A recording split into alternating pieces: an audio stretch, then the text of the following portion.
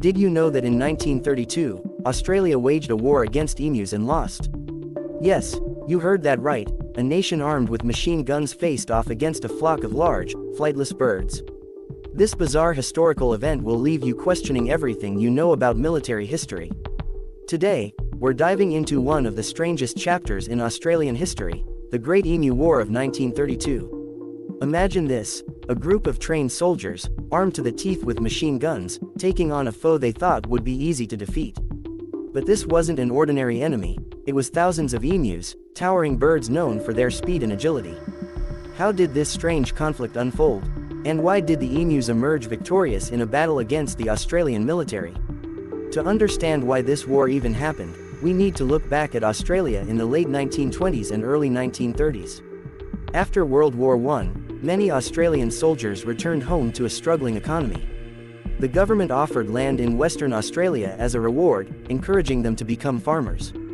For many, this seemed like a fresh start. However, the promise of a prosperous agricultural life quickly unraveled. By 1932, the global Great Depression was in full swing. Wheat prices had plummeted, making it difficult for farmers to cover their costs, let alone make a profit. With financial aid from the government falling short, farmers were left desperate, facing bankruptcy. And then, as if things couldn't get worse, a new threat appeared on the horizon: the emus. These birds, standing over 5 feet tall, migrated from the inland deserts to the coast in search of food and water.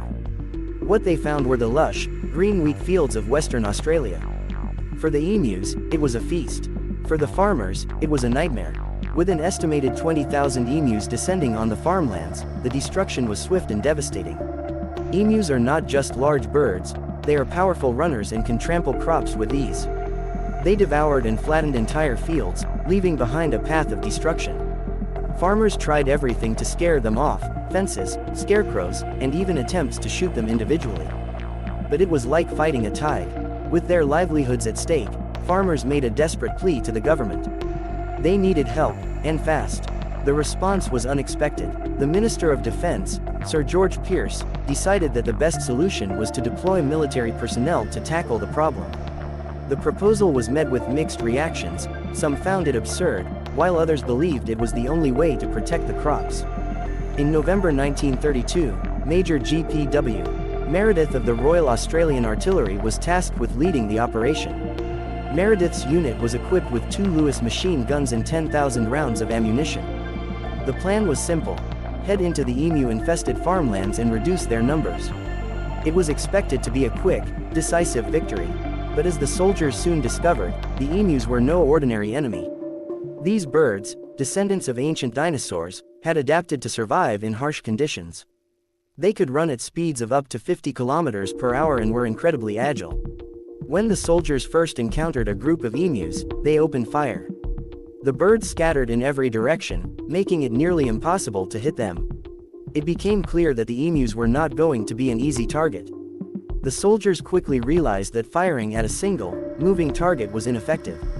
The emus were highly adaptive, moving in smaller, scattered groups rather than gathering in large flocks, making it difficult for the machine gunners to cause any significant damage.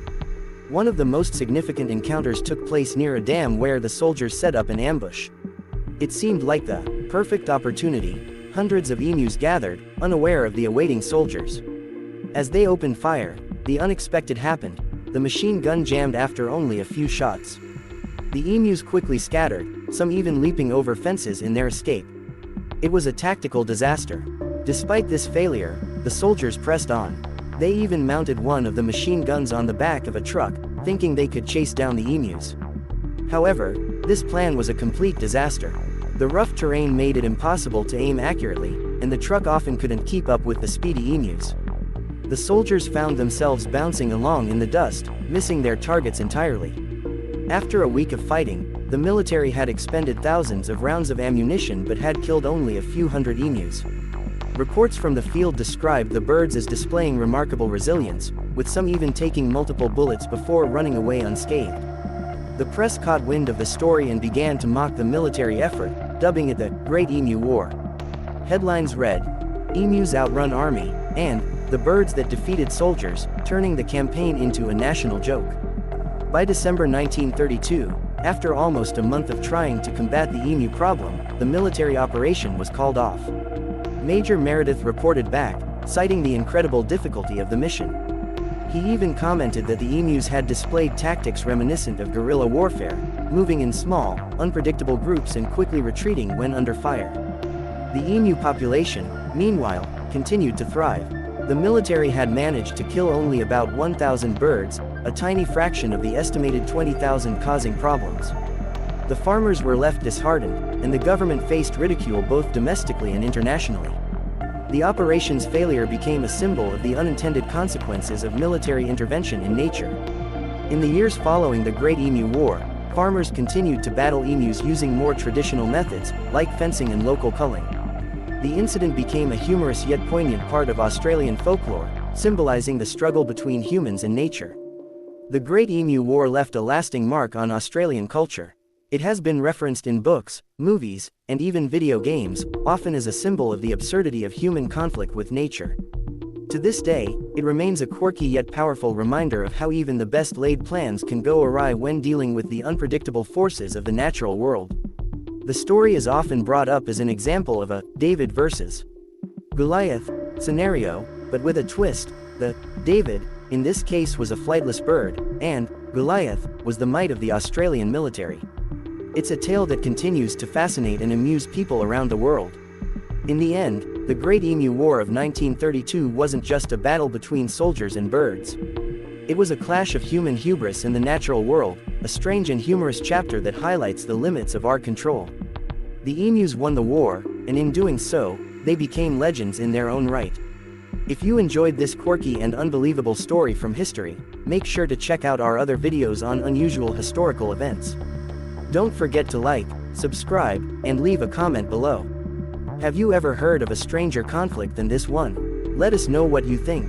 Could the emus win again in a rematch today? We'd love to hear your thoughts.